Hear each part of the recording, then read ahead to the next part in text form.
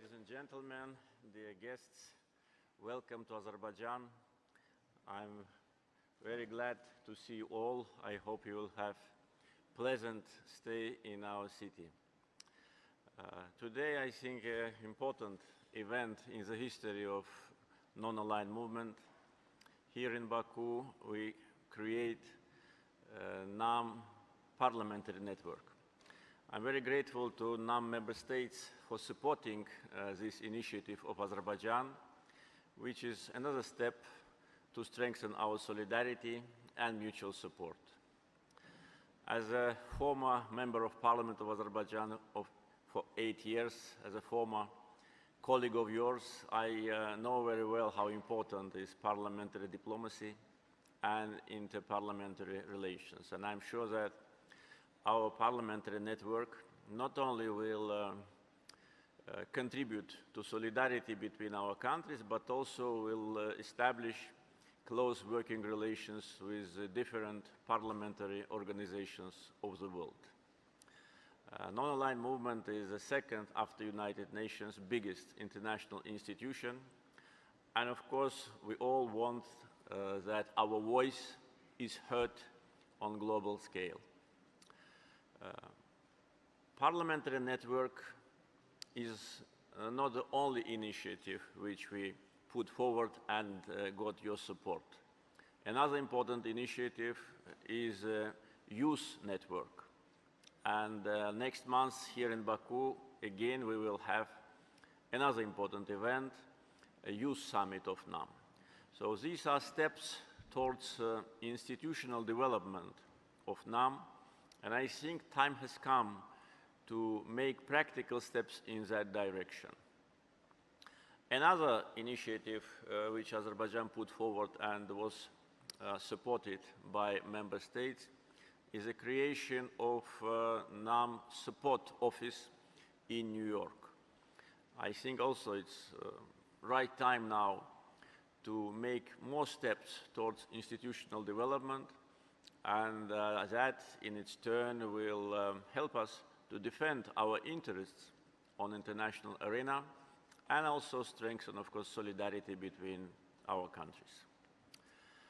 Azerbaijan is a relatively new member of NAM. We joined NAM family in 2011, and from the very first days of our activity, we tried to contribute to solidarity, mutual support, and promotion of Bandung principles. We fully share Bandung principles, and we consider these principles as the only basis for cooperation and interaction between countries. Territorial integrity, sovereignty, independence, non-interference into each other's affairs. If these principles were preserved by all countries, there would have been no wars, no conflicts, and no injustice. So from the first days of our activity, Azerbaijan became very active in all NAM endeavors. And I think that was the main reason for unanimous support of Azerbaijan's candidacy to chair non-aligned movement. And this great unanimous support of 120 countries was shown in 2016, was shown to us. And in 2019, in Baku, we organized and successfully held NAM Summit and assigned the chairmanship for the years 2019-2022. And also we consider as a great sign of respect to our country and a sign of appreciation of our activity that our chairmanship in NAM, again by unanimous decision of 120 countries, was extended until late 2023. And we're grateful for that, and we will do everything in order to justify your support and demonstrate that that was a right choice. Our chairmanship in NAM coincided with COVID-19, and Azerbaijan was one of the countries which actively played a role on the international arena in combating this disease. We initiated the NAM online summit and held it in May 2020, and that was the first step of NAM member states to consolidate our efforts in approaching pandemic. As a result of that, we launched an initiative which was supported by member states to convene a special session of General Assembly in response to COVID-19, which was successfully held in December 2020. And our efforts also were aimed not only to strengthen solidarity and provide support, but also were very helpful to World Health Organization, which started to use our database with respect to support to countries and with respect to humanitarian and medical assistance. So the database which we created in member states was and is very useful in treating this pandemic and any other disease which may occur in the future. We provided financial support and humanitarian support to more than 80 countries. Also, we made a donation of $10 million to World Health Organization, and half of that money was assigned directly to NAM member states. So our efforts with respect to approach to COVID-19, I think had a very important global reflection, because we were one of the countries which was openly protesting against vaccine nationalism. We all remember in the early days and months of pandemic, some countries, wealthy countries, were stockpiling vaccines maybe 3-4 times more than they needed, and thus not allowing other countries to get access to vaccines. We all witnessed that wealthy countries were using absolute majority of the vaccines, while other countries were helpless. And therefore, our struggle against vaccine nationalism was also supported by United Nations. And I think that also had a very important impact on fair distribution of vaccines.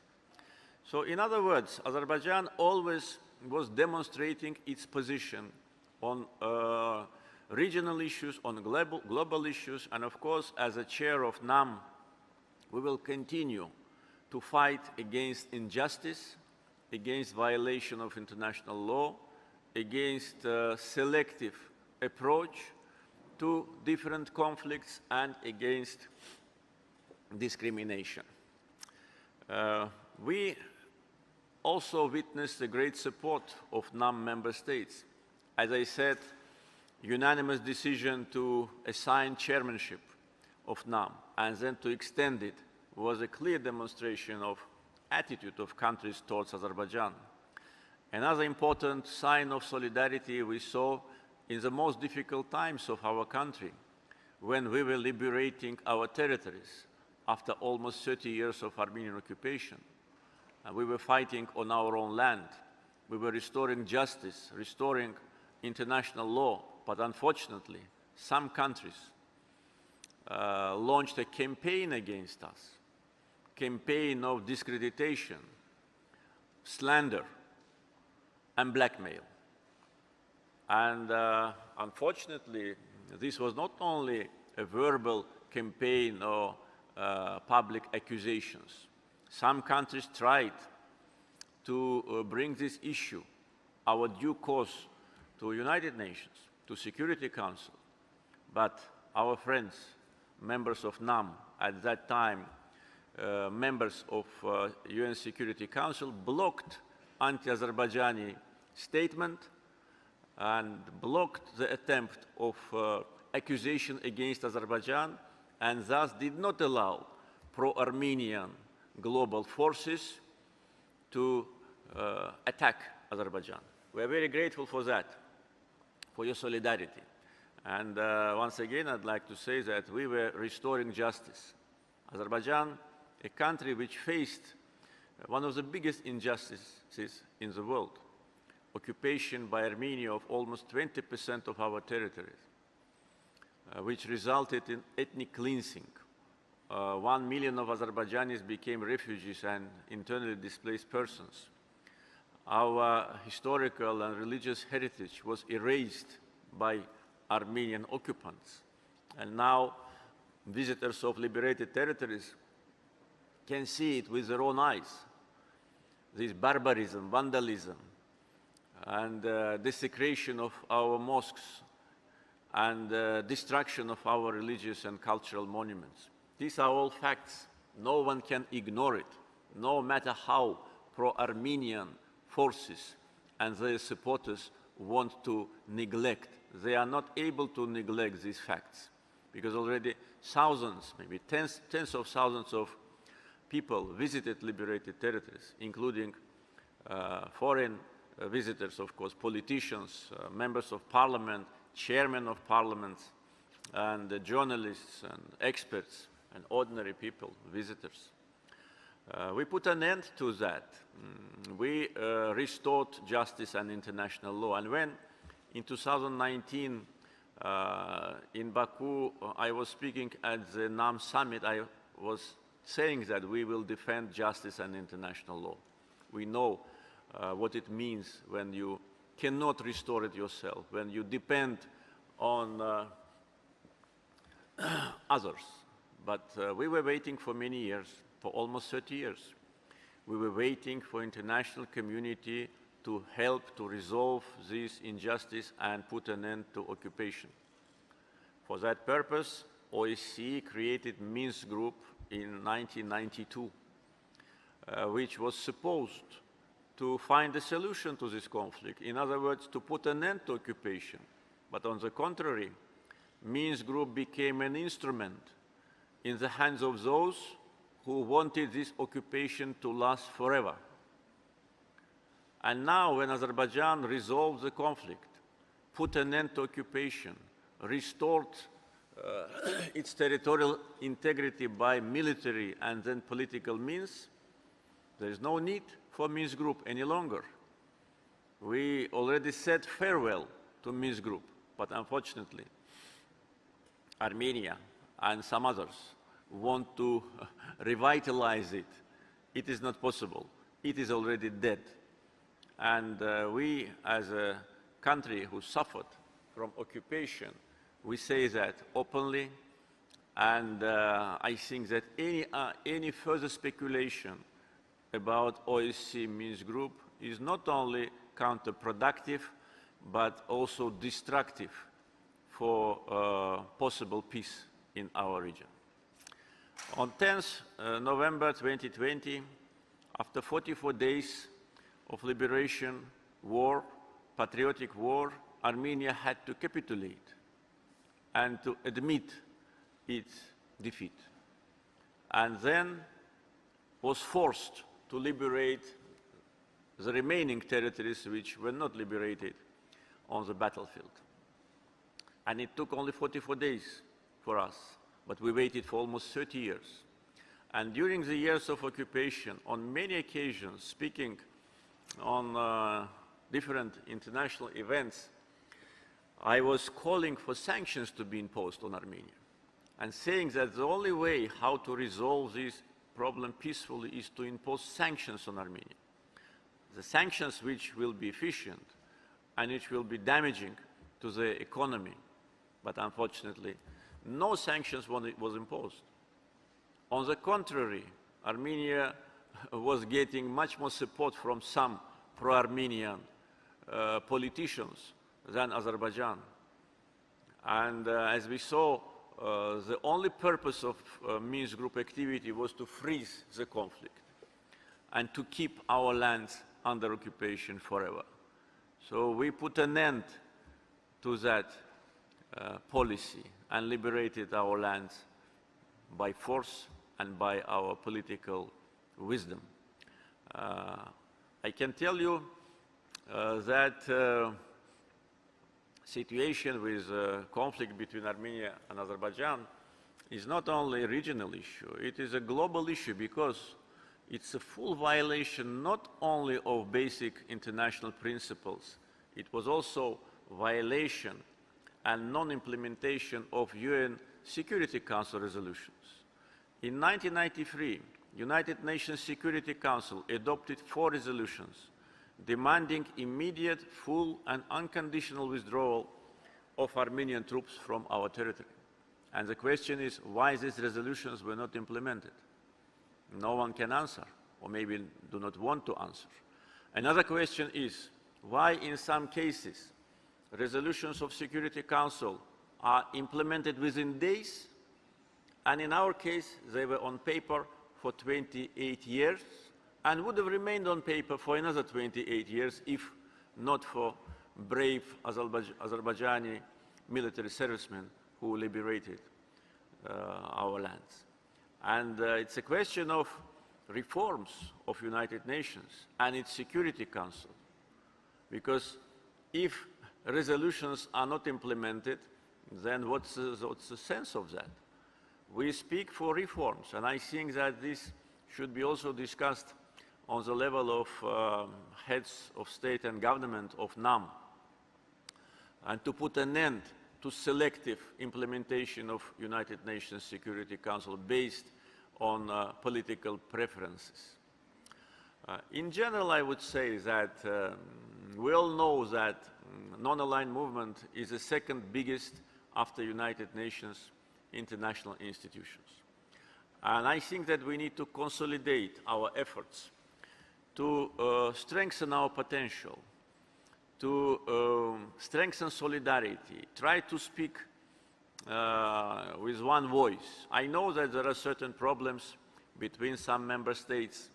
I think that NAM can be a platform to find resolution to these problems, and also should be a platform to defend the interests of our countries.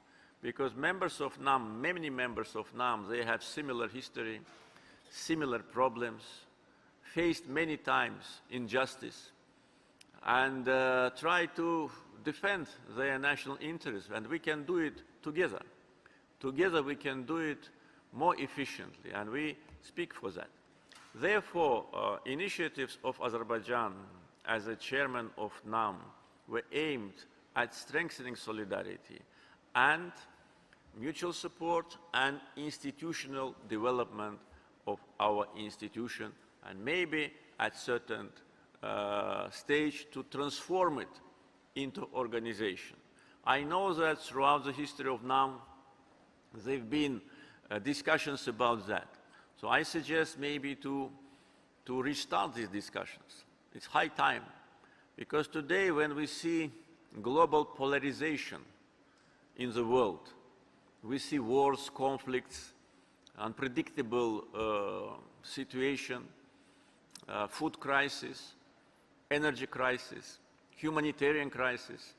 I think NAM can be a platform of countries which can not only defend their interests, support each other, but also play more active role on international arena. We in Azerbaijan would like to see it, and I hope that our distinguished guests, representatives of parliaments of NAM member states, will contribute to that. And of course, I will continue my consultations with heads of states and governments of NAM. Once again, dear friends, I'd like to thank you for being with us. We will try to do everything to show traditional Azerbaijani hospitality to you. I hope that the conference will be not only very productive, but also be a good chance for interaction, to establishing closer contacts. And as a result, we will see the progress in solidarity, in mutual support, and in strengthening of our institutions. Thank you very much.